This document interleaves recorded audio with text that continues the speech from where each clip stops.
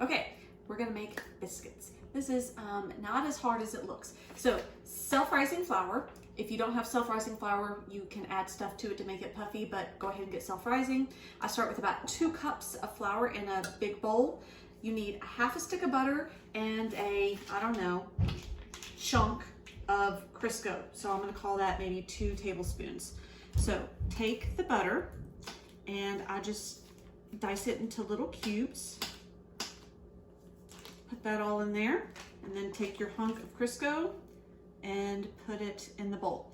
The butter makes it taste good, the Crisco makes it fluffier. So you could use all Crisco or the whole stick of butter. Both would work, but the combination usually is better. So once you get it in here, you can use a fork to just take and mash. Just keep mashing, mashing, mashing. Or if you want to speed up this process a little bit, you can, should have had this out, use one of these, a pastry cutter, same thing. So just take this and squish it.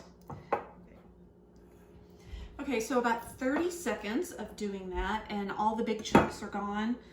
Make sure that all these are unstuck from there. If you're using a fork, it may have taken you a little bit longer.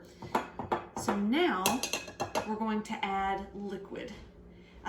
You can use any kind of milk you have except no skim milk. Skim milk doesn't have enough fat. So 2% milk is the least you would go. Whole milk is great. Buttermilk is super great, but 2% whole or buttermilk, pick one of those. So, all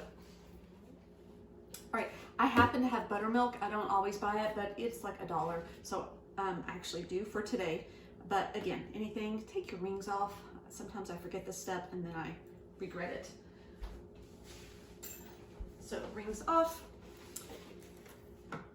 buttermilk. Now here's the trick. You stir it or enough until it's sticky. So I just kind of put some in there and we'll stir this around.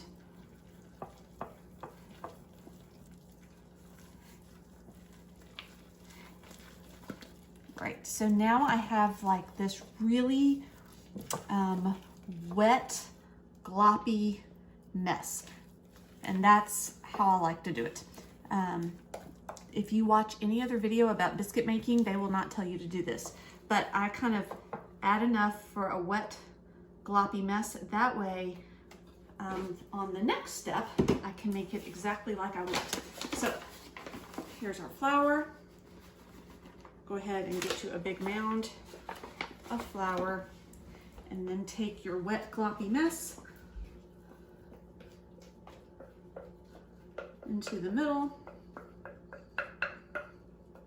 Notice it's still kind of lumpy. That's okay. Biscuits, you want to touch them the least amount possible. So don't worry about the lumps. So I take this and I just kind of take the edges and just start patting and folding until it comes together. And it will just keep going. You can see it start to form like a Play-Doh-ish consistency. And when you can touch it, see it's still a little bit loose. Add a little more flour, just a little bit more.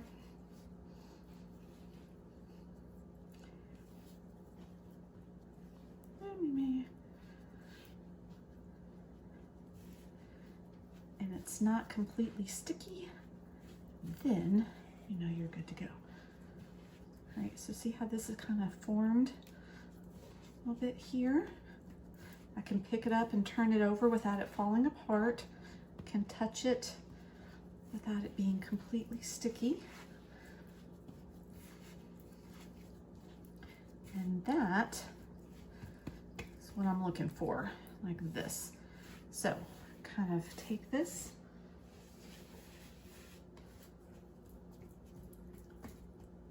and now I'm going to get my rolling pin. I should have already had that up here, but I don't, so now I have to wash my hands to get the rolling pin. Okay, so rolling pin, and we are just trying to flatten it out just enough to get to how thick we want them. Now, let's pretend you don't have a rolling pin. You can just use your hand to smush this out. And look, if you zoom in, see how I can see little chunks of butter kind of down in there? That's fine. That's actually good. That is a good sign. All right, so rolled it out about that much. I don't know how tall that is. That comes up to about almost the first joint on my pinky. So whatever that is, I don't know. This is Big Granny's biscuit cutter, so love this. But if you don't have one of these, my mom always used the top of a glass or, you know, whatever. So there's that. So I take this and just cut out as many as you can get.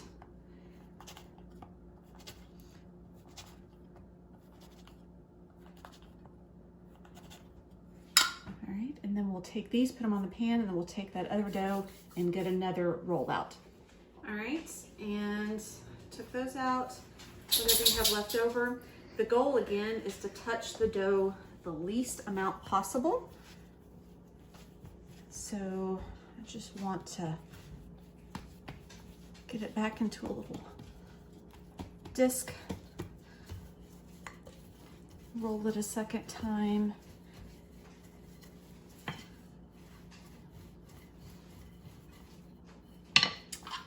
And we'll probably be able to get one more. So get as many as you can from here.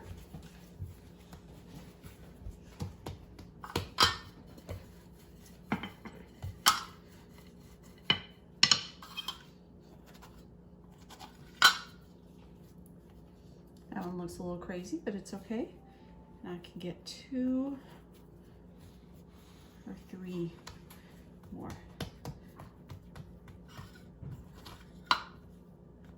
And then sometimes the very last one, you just,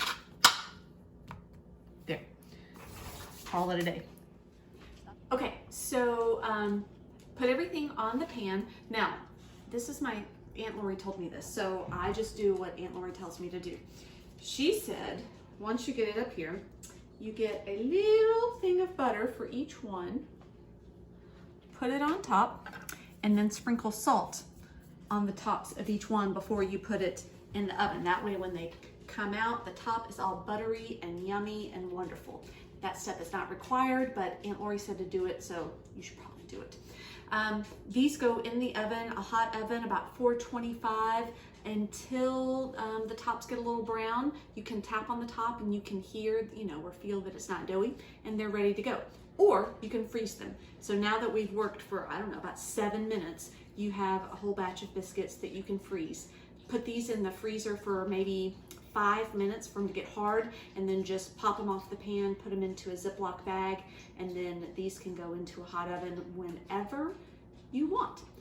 Then, one more thing, you can start, that's just a basic biscuit dough. If you want to throw in some cheddar cheese to the dough and some garlic powder, then you've got like those Red Lobster biscuits. If you wanted to add other flavors to it, like black pepper, then you can start messing around, or with sage or rosemary, you can get fancy biscuits. But this is basic biscuit. Okay, have fun.